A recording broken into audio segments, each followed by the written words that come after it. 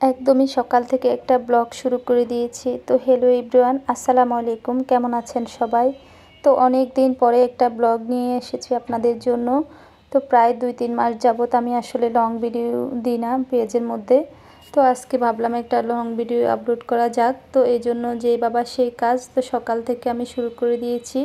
তো সকালে নাস্তার পর্ব দিয়ে ভিডিওটা শুরু করেছি আর কি। এরপর আমি দুপুরে রান্নাবাড়া করার জন্য চলে আসছি। আর আজকে আমি খিচুড়ি করব।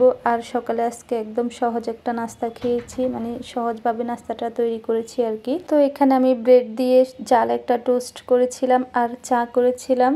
তো ওগুলো আসলে ভিডিওতে রাখা হয়নি। তারপর এখানে এই যে আমি চাল ডাল মিক্স করে নিয়েছি আর এখন চাল ডালগুলো ধুয়ে নিচ্ছি ভালো করে। তারপর এখানে রান্না বসিয়ে দিব দুপুরের জন্য। আর এদিক থেকে আমি 2টা ডিম রেডি করে নিচ্ছি, যেহেতু খিচুড়ি রান্না করব। ডিম ভাজি আর বেগুন ভাজি ছাড়া আসলে চলেই না।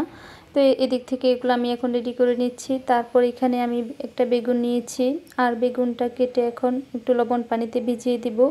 তো এখানে আমার বেগুনটা আসলে ভিতরে পোকা ছিল। তো বেগুনগুলোকে এখন আমি একটু এভাবে কেটে কেটে দিচ্ছি যাতে মশলাগুলো সব ভিতরে ঢুকে যায়।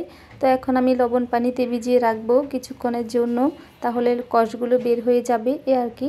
তো এদিক থেকে এখন আমি একটা মাটির কড়াই বসিয়ে দিয়েছি চুলার মধ্যে। আসলে এই মাটির কড়াইটা আমি তেমন একটা রান্না করি না, তো কিছুদিন রান্না না করলে কেমন একটা জানি লেগে লেগে যায়। আসলে আমি যত্ন সহকারে এটাকে ধুয়ে পরিষ্কার করে রাখি, তারপরও যখন এরপরে নেক্সট রান্না করতে যাই কেমন জানি হয়ে যায়। তো এই জন্য এখন আমি একটা আগে ডিম ভেজে নিচ্ছি, তারপর আমি খিচুড়িটা বসাবো আর কি। যাই হোক, আমার এই মাটির কড়াইটা কিন্তু ভালোই পড়েছে। এর আগে আমি একটা মাটির আরেকটা কড়াই নিয়েছিলাম, ওটা আমি আসলে বেশি দিন ইউজ করতে পারি নাই। তো এটা একটু হেভি, তো এই জন্য এটা অনেক দিন টিকেছে, অনেক দিন পর পর রান্না করি, তারপরও আলহামদুলিল্লাহ এখনও পর্যন্ত ভালো আছে এ আর কি। এখন এখানে আমি খিচুড়ির জন্য সব রকমের মশলা দিয়ে দিয়েছি। একদমই সিম্পলভাবে রান্নাটা করব, খিচুড়িটা নর্মালি আমি খিচুড়ির সাথে সবসময় চিকেন ইউজ করি। তো আজকে আমি কোনো চিকেন দেইনি, এমনিতে নর্মালভাবে রান্না করে নিব আর কি। তো এখন আমি এখানে গাজর আর ফ্রোজেন করা মটরশুঁটি দিয়ে দিয়েছি। আসলে খিচুড়ির সাথে কোনো সবজি না দিলে আমার কাছে একদম ভালো লাগে না।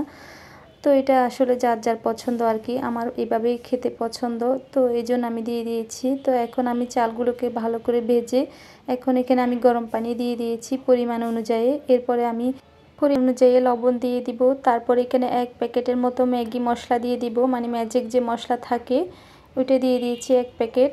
এখানে আসলে চিকেন ইউজ করলে কিছুই দেওয়া লাগে না, চিকেনের একটা সুন্দর ফ্লেভার আসে।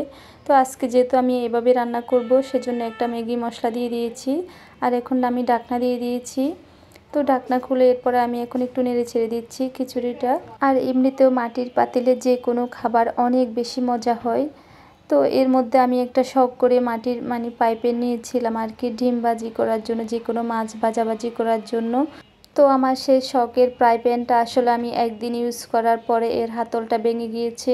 এই জন্য আমি আপনাদেরকে বলবো, আপনারা যদি কেউ মাটির কোনো জিনিস কিনেন একটু হেভি থেকে কিনবেন, একটু তলাটা একটু মোটা থেকে কিনবেন, তাহলে অনেক দিন লাস্টিং করবে আর কি। তো কথা বলতে বলতে এই পর্যায়ে আমার খিচুড়িটা প্রায় হয়ে গেছে। এখন আমি এখানে ধনিয়া পাতা দিয়ে নামিয়ে নিচ্ছি। আর সবাই ভালো থাকবেন আর আমার জন্য দোয়া করবেন। আপনাদের জন্য অনেক দোয়া এবং ভালোবাসা রইল। ভালো থাকবেন সবাই, আল্লাহ হাফেজ।